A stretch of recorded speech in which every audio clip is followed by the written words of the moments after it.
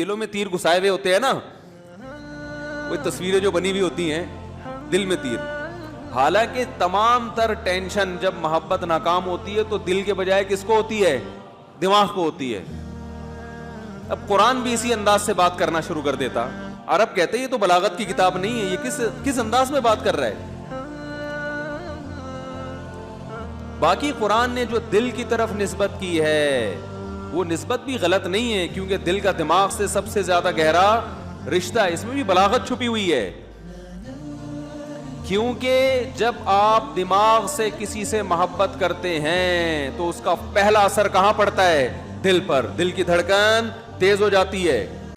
اللہم صلی علی سیدنا محمد یا رب صلی وسلم دائما ابدا علی حبیبی.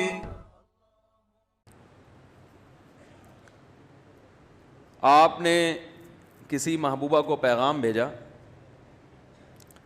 کہ میں تم سے دل سے محبت کرتا ہوں, وہ کہیں تم پرلے درجے کے جاہل آدمی ہو, ایک نمبر کے, بولو بھائی جاہل. میں نے یونیورسٹی میں پڑھا ہے کہ محبت اور نفرت یہ کہاں سے ہوتی ہے؟ کھوپڑی سے. یہ کہاں سے ہوتی ہے؟ کھوپڑی سے. یہ دل سے اس کا کوئی تعلق نہیں ہے. جاؤ میں نے تمہارے رشتے کو نامنظور. اب دوبارہ جب آپ نے ٹرائی کیا کہیں اور, تو اب آپ کہہ رہے ہیں میں تم سے دماغ سے محبت کرتا ہوں, برین سے. وہ کہے گی تو پاگل ہے, تجھے محبت کے اظہار کا طریقہ نہیں آتا, پتلی گلی سے نکل. تو بھائی نہ دل سے محبت کا اظہار کا لفظ استعمال کرنا سائنس کے خلاف ہے, سمجھ رہے ہو نا. نہ یہ کہنا اور یہ دماغ سے محبت کا اظہار کرنا سائنس کے حساب سے تو ٹھیک ہے, لیکن خود دماغ کے حساب سے ٹھیک. دماغ کہتا ہے یہ سائنسی تھیوری کا موقع نہیں ہے, یہ کھوپڑی استعمال کر تو دل سے ہی محبت کرے گا. دلوں میں تیر گھسائے ہوئے ہوتے ہیں نا, وہ تصویریں جو بنی ہوئی ہوتی ہیں دل میں تیر. حالانکہ تمام تر ٹینشن جب محبت ناکام ہوتی ہے تو دل کے بجائے کس کو ہوتی ہے؟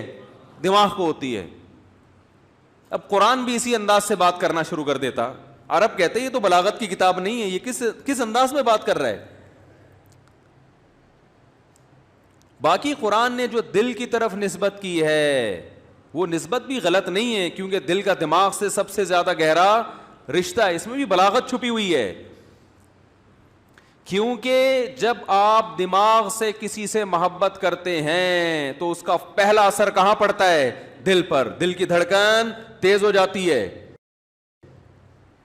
اس کی مثال ایسے ہے جیسے قرآن کہتا ہے وَإِذَا سَمِعُوا مَا أُنزِلَ إِلَى الرَّسُولِ تَرَىٰ أَعْيُنَهُمْ تَفِيضُ مِنَ الدَّمْعِ. اے نبی جب یہ یہود و نصارہ قرآن کی تلاوت سنتے ہیں آپ ان کی آنکھوں کو دیکھتے ہیں کہ بہنا شروع کر دیتی ہیں, حالانکہ آنکھیں کسی کی نہیں بہتی, آنسو بہتے ہیں, آنکھیں اپنی جگہ پہ فٹ ہوتی ہیں. اب اس دور میں کوئی سائنسدان ہوتا جس کو سائنس کا ہیضہ ہو گیا ہوتا, معذرت سائنسدان ہونا بری چیز نہیں ہے, سائنس کا ہیضہ ہونا کیا ہے کہ جہاں سائنس فٹ نہیں بھی کرنی وہاں کیا کر رہا ہے. وہ ایک حکیم صاحب نے مجھے بتایا کہ میرے گھر میں کھانا پکتا ہے تو گھر والے میرے خلاف ہو گئے ہیں, کیونکہ وہ ہر وقت غذاؤں کے بارے میں نا گھر والوں نے کہا چنے کی دال پکے گی تو میں کہتا ہوں, وہ حکیم کہتے ہیں میں کہتا ہوں اس کے ساتھ ماش ملا لو, اس سے بیلنس ہو جائے گا. یہ خشک ہوتی ہے, وہ کیا ہوتی ہے, ذرا تر ہوتی ہے. تو سارا دن وہ کیا کرتے رہتے ہیں غذاؤں میں. بھائی ایک شریف آدمی سیدھا سادہ, شریف سے مراد سیدھا سادہ آدمی جب گھر جائے گا جو پکا ہوا ہوگا کھا لے گا. وہ یہ تھوڑی دیکھے گا بھنڈی میں یہ تر ہے, کریلا خشک ہوتا ہے, تو ابھی چونکہ ویسے ہی خشکی بدن میں زیادہ ہے تو کریلا کھانے سے خشکی اور بڑھ جائے گی, تو پھر مجھے بھنڈی کھانی وغیرہ. مجھے نہیں پتا بھنڈی تر ہوتی ہے کیا ہوتی ہے, میں ایک مثال دے رہا ہوں.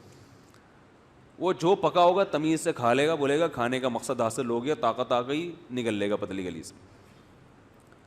ٹھیک ہے نا. حکیم صاحب جب گھر میں جائیں گے تو کیا ہوگا, ایک تو نارمل حکیم ہوتے ہیں وہ بھی گھر جاتے ہیں تمیز سے کھا لیتے ہیں, مگر اگر خدا نخواستہ حکمت کا ہیضہ ہو گیا آپ کو, حکیمی کا کیا ہو گیا ہیضہ, تو سارا دن بیٹھ کے بیلنس ہی کرتا رہے گا نا. میں ایک دفعہ مدرسے میں پیاز، کچا پیاز جو ہے نا اس میں دہی ملائی اور کھا رہا تھا، اس لیے کہ پیاز اور دہی کی چٹنی بڑی مزے کی ہوتی ہے. تو حکیم صاحب تھے ہمارے ساتھ، وہ آئے اور کہنے لگے یہ جو پیاز کے ساتھ آپ نے دہی ملایا ہے یہ جوڑ بہترین جوڑ ہے، بالکل صحیح کیا آپ. یہ آپ کو کس نے بتایا؟ مجھے کہنے لگے پیاز میں پتہ نہیں کیا ہوتا ہے اور دہی اس کا بیلنس کر دیتی ہے اس کے سائڈ ایفیکٹ کو. یہ آپ کو کس نے بتایا؟ میں نے کہا مجھے نہیں، مجھے تو مزہ آ رہا ہے بھائی کھانے میں. سیدھی سیدھی پیاز دہی کا ملاپ کیا ہے؟ ہٹو بچوں ہے، خاندانی ملاپ. ہم جو شربت میں نیمبو ملا کے پیتے ہیں اس لیے تھوڑی کہ وٹامن سی کا تناسب اس میں بڑھ جاتا ہے اور پھر وہ اس سے آپ کے جو امیون سسٹم ہے، جو ہمارا جو دفاعی نظام ہے، وہ وٹامن سی سے کیا ہوتا ہے؟ بول لو نا، مضبوط ہوتا ہے نا، وہ بڑا مضبوط ہو جاتا ہے. اب آپ نے کہ جی نیمبو اس میں ڈالا جائے تو وہ سسٹم ٹائٹ ہو جاتا ہے، اور یہ بھائی ہمیں تو مزہ آتا ہے یار لیمو نچوڑ کے شربت میں پینے سے. وہ آپ کی تحقیق ہوگی وٹامن سی. ہم تو وٹامن سی کو کہاں بھیج چکے ہیں؟ بولو بھائی، بھیج دو اس کو، مزہ آ رہا ہے بھائی. تو اسی طرح بات یہ چل رہی تھی کہ آپ نے کسی محبوبہ سے کہہ دیا کہ میرا دل تم پہ عاشق ہے. وہ میڈیکل سائنس کی اسٹوڈنٹ تھی، اس نے کہا تم تو بالکل جاہلوں والی باتیں کر رہے ہو، یہ تو 200 سال پہلے بلکہ 1000 سال پہلے ریسرچ سے ثابت ہو چکا ہے کہ عشق دل سے نہیں بلکہ کہاں ہوتا ہے؟ دماغ سے ہوتا ہے. تو آپ اس سے کہیں گے بھائی تو رہنے ہی دے، تیرے ساتھ گزارا بولو بھائی نہیں ہے. تو قرآن ایک بلاغت کی کتاب ہے. ہاں میں یہ عرض کر رہا تھا کہ قرآن میں کیا آتا ہے؟ وَإِذَا سَمِعُوا مَا أُنزِلَ إِلَى الرَّسُولِ، جب رسول پہ جو کلام نازل ہوا یہ دیکھتے ہیں، تَرَىٰ أَعْيُنَهُمْ تَفِيضُ مِنَ الدَّمْعِ، آنسوؤں سے ان کی آنکھیں بہنا شروع کر دیتی ہیں، حالانکہ آنکھیں کسی کی نہیں بہتی. جب نبی صلی اللہ علیہ وسلم پر یہ آیت نازل ہوئی، آپ نے عربوں کو پڑھ کے سنائی تو کسی عرب نے یہ اعتراض نہیں کیا کہ تحقیق سے پتہ چلتا ہے کہ آنکھیں نہیں بہتی بلکہ کیا بہتے ہیں؟ آنسو. وہ سمجھتے تھے بھائی ان کا مطلب کیا ہے، مقصد یہ کہ بہت زیادہ روتے ہیں بس، اس کے علاوہ اور کوئی مقصد نہیں ہے. دیکھو ہم عام محاوروں میں کہتے ہیں کہ فلاں کی آنکھیں سو گئی ہیں، کہتے ہیں نا، حالانکہ آنکھ نہیں سوئی ہوتی، سویا کیا ہوتا ہے؟ دماغ. لیکن اس کا اثر کہاں ظاہر ہوتا ہے؟ آنکھ پر، اور ایسا اثر کہ نظر آ رہا ہوتا ہے. اثرات تو اور بھی جگہ پہ ظاہر ہوتے ہیں مگر اس کے لیے سائنسی تحقیق کے ہم محتاج ہیں. آنکھ پہ جو اثر ظاہر ہوتا ہے وہ فی البدیہی نظر آتا ہے. تو اسی طرح قرآن دل کی طرف نسبت کرتا ہے، اس لیے کہ دماغ میں جب بھی کوئی چیز داخل ہوتی ہے، محبت یا خوف، اس کا فوری اثر کہاں آتا ہے؟ دل پہ. دل کی دھڑکن تیز ہو جاتی ہے.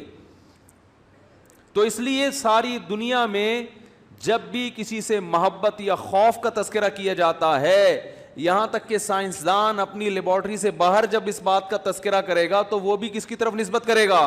دل کی طرف.